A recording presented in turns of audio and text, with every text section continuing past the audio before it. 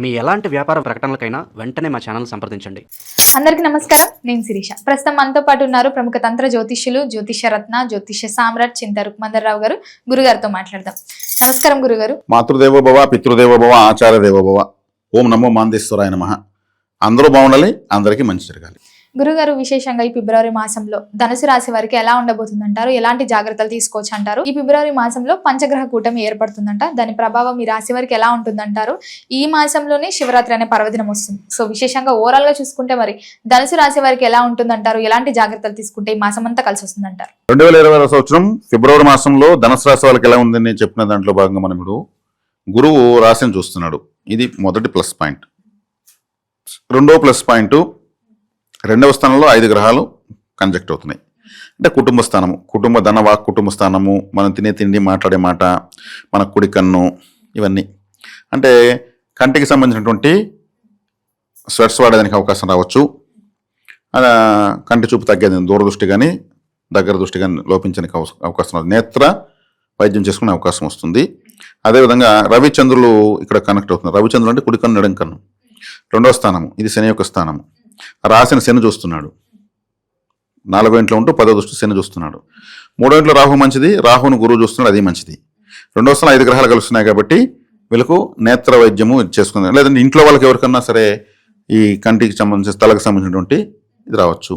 Food infection కావచ్చు. రెండవ స్థానం అంటే తినే తిండి అని చెప్పాను కాబట్టి ఇక్కడ కలుస్తున్నాయి కాబట్టి, పాప శుభగ్రహాలు కలుస్తున్నాయి కాబట్టి ఇది అశుభ ఫలితాలు. శుభ ఫలితాలు తీసుకుంటే రాశ్యాధిపతి రాశిని చూడడము, రాశికి పంచమాధిపతి ద్వితీయంలో ఉచ్చస్థితి పొందడము, రాశికి భాగ్యాధిపతి ఉచ్చస్థితి గ్రహమైన కుజుంతో కలిసి 2వ ఇంట్లో ఉండడము అదృష్టము. కాబట్టి ఇక్కడ కండ్లకు సంబంధించినటువంటి దోషం ఉంది కాబట్టి ఎక్కువగా వీళ్ళు శివారాధన ఎక్కువ చేయాలి. అంటే ఆ రుద్రనేత్రం అంటారు, అంటే శక్తివంతమైన కండ్లు అంటారు.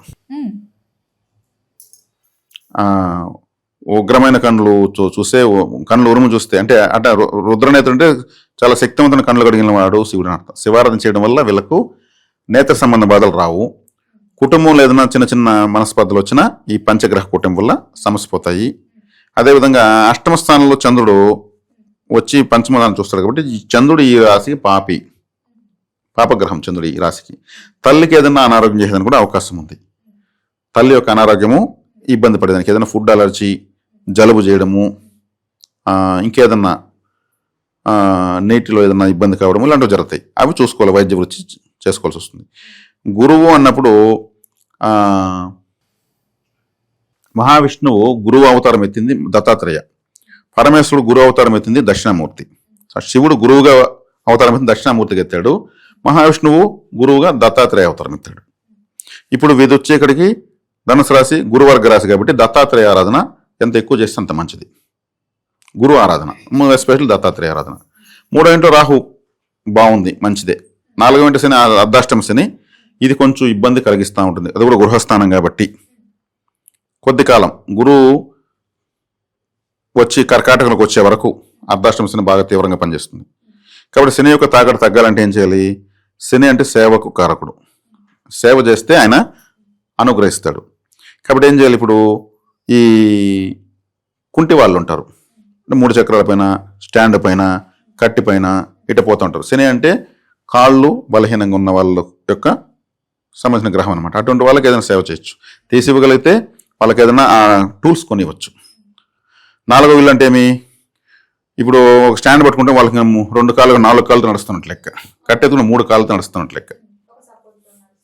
అట్లా సపోర్టింగ్ నడిచే వాళ్ళకు ఏదైనా సహాయం చేయాలని అర్థం. అది చేస్తే శని, అర్ధాష్టమ శని యొక్క ప్రభావం తగ్గిపోతుంది. ఇది వీళ్ళు చేసుకోవాల్సినటువంటి శుభాశుభ విషయాలు. మరి ముఖ్యంగా విద్యార్థులకు ఎలా ఉందంటారు ఈ మాసంలో? విద్యాస్థానంలో 5 గ్రహాలు కలుస్తున్నాయి కాబట్టి పోటీ పడతారు. అంటే వీళ్ళతో వీళ్ళే పోటీ పడతారు. నేను ఖచ్చితంగా ఈ రేపటిలోగా 5 చాప్టర్లు కంప్లీట్ చేయాల్సిందే, వారంలోగా మొత్తం అన్ని సబ్జెక్టులు కంప్లీట్ చేయాల్సిందే అనే విధంగా పోటీ పడి చదువుతారు. ఎందుకంటే శ్రమించే రాశిలో 5 గ్రహాలు కలుస్తున్నాయి. అక్కడ కుజుడు వేగానికి అధిపతి, స్పీడ్. ఇప్పుడు ఒక వ్యక్తి ఉంటాడు, 100 కిలోమీటర్ స్పీడ్లో బైక్ తోలమంటే 40 కిలోమీటర్లు తోలి ఇదే 100 అంటాడు, అతని కెపాసిటీ అంతే. ఇంకొక అతను ఉంటాడు, నువ్వు 40 కిలోమీటర్ తోలంటే వాడు 80 తోలుతాడు, ఇదే 40 అంటాడు, ఆడి కెపాసిటీ అది. అంటే వేగం వేగం అంటే కుజుడు. కాబట్టి విద్యార్థులు నువ్వు స్లోగా చదువురా బాబు అంటే కూడా వేగంగా చదువుతారు, గుర్తుపెట్టుకోగలుగుతారు. అది కూడా ఆ గ్రహస్థితి ఉంది. ఉద్యోగ వ్యవస్థలో ఉన్న వారికి ఎలా ఉంటుంది? ఉద్యోగస్తులు అంటే 6వ ఇంటి వాళ్ళు 2వ ఇంట్లో ఉండడము, వాళ్ళకి ఏదైనా బెనిఫిట్స్ ఉంటాయి. ఏదైనా ఉద్యోగం అంటే మన ఇది శాలరీలో లోన్స్ పెట్టుకొని వెహికల్స్, ఇంటి రిపేరు, లేదా ఇంకేదైనా ఫ్లాట్ కొనడము, ఏదైనా సేవింగ్స్ చేయడము, అంటే ఫ్యామిలీకి సంబంధించి ఏదో ఒక లోన్ పెట్టి తీసి ఖర్చు పెడతారని అర్థం. గోల్డ్ కొనడము ఇలాంటివన్నీ ఏదో ఒకటి చేస్తారు, దానికి అవకాశం ఎక్కువ ఉంది. వివాహ యోగం ఉందంటారా మరి? వివాహ యోగము ధనుసు రాశి వాళ్ళకి ఉంది. సప్తమ స్థానంలోనే కదా గురువు ఉన్నాడు. సప్తమ స్థానంలో గురువు ఉంటే ఏమి ఆ బలాన్ని ఇస్తాడు. అంటే రాశి వాళ్ళకి కావాల్సింది ఏం ఇచ్చేస్తాడు. అంటే 7వ స్థానం అంటే భార్య అని అర్థం. అంటే 7వ స్థానంలో భార్య ఉంటే గురువు ఉంటే ఆడవాళ్ళకైతే భర్త, మగవాళ్ళకైతే భార్య స్థానం. అది రూపగుణశీల సౌందర్యవతి సర్వసులక్షణ లక్షిత జాతకురాలు ఇట్లాంటి శ్లోకాలు చెప్తారు. 7వ స్థానంలో గురువు ఉంటే మామూలుగా ఇప్పుడు కోహినూర్ డైమండ్ కావాలి సంపాదించవచ్చు, క్యారెక్టర్ ఉన్న అబ్బాయిని అమ్మాయిని సంపాదించడం చాలా కష్టంగా ఉంది ఈ రోజుల్లో. ఫోన్కి పౌచ్ మార్చేంత ఈజీగా మార్చేస్తున్నారు రిలేషన్స్. ఇప్పుడు గురువు ఉన్నాడు కాబట్టి క్యారెక్టర్ ఉన్నటువంటి అబ్బాయి అమ్మాయికి అయితే, ఆ అబ్బాయి అయితే క్యారెక్టర్ ఉన్న అమ్మాయి దొరుకుతుంది. గురువు యొక్క ప్రభావం అది. శుభగ్రహం, రాశాధిపతి కదా, మంచి కాంబినేషన్ తీసిస్తాడు. అది కుటుంబ వాతావరణం ఎలా ఉంటుందంటారు? కుటుంబ వాతావరణంలో కొంత గందరగోళం ఉంటుంది, చెప్పాను కదా. ఇంట్లో ఎవరికి నేత్రవైద్యం జరిగేదానికి అవకాశం ఉంటుంది, లేదా తలకు సంబంధించిన ఏదో ఒకటి జరిగేదానికి అవకాశం ఉంటుంది. నొప్పి రావడము, స్వెట్స్ వాడడము ఇట్లాంటివి జరుగుతూ ఉంటాయి. అది కాకుండా ధనపరంగా బాగుంటుంది. ఉచ్చగ్రహము ద్వితీయంలో ఉంది కాబట్టి భూమి గృహానికి సంబంధించినటువంటి పెట్టుబడులు పెట్టడము, కొనడము, రిపేర్ చేయించడము ఇట్లాంటివన్నీ ఉంటాయి. ఇంట్లో ఆస్తులు కూడా విభజన, న్యాయంగా అందరికి విభజనలు కూడా జరుగుతాయి. భూకారకుడు కుజుడు ఉచ్చస్థితి పెట్టాడు కాబట్టి కోర్టులో భూ తగాదాలు ఉంటే కేసు గెలిచేదనే అవకాశం ఉంటుంది. పొలాల దగ్గర ఇదంతా కూడా ఉంటాయి కదా, మాది మీదిని, అవన్నీ కూడా ఒక సొల్యూషన్కి వస్తాయి. ఆర్థిక పరంగా ఎలా ఉంటుందంటారు మరి? ఆర్థికంగా కూడా బాగుంది. మన రాశిని గురువు చూడడం మంచిది, ద్వితీయంలో ఉచ్చగ్రహం కూడా మంచిది, భాగ్యాధిపతి ద్వితీయంలో ఉండడం అంటే లక్ష్మీ యోగం అని చెప్పచ్చు. ఈ మాసం లక్ష్మీ యోగం పుష్కలంగా ఉంది. గురుగారు, మరి మొత్తం మీద ఈ మాసం అంతా వీళ్ళకి ఇంకా బాగుండాలంటే ఏ దైవాన్ని పూజించమంటారు? ఎలాంటి దాన ధర్మాలు చేయొచ్చు అంటారు? ఎలాంటి పరిహారాలు చేసుకోవచ్చు అంటారు?